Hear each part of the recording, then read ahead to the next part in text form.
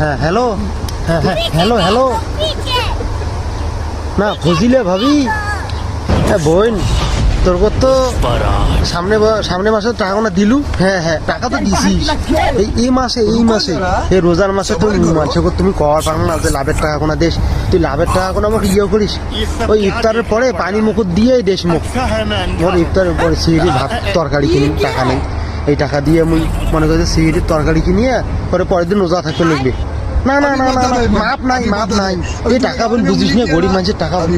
হ্যাঁ গরিব মানুষের টাকা তো না, এইগুলো কেমন কথা, খবরদার এই কথা কইস না। রমজান মাস সব কামাইয়ের মাস, তুই মোক টাকাটা দে, লাগলে এরপরে আবার নেস, হাজারে মোক 1500 করে দিস পড়ে।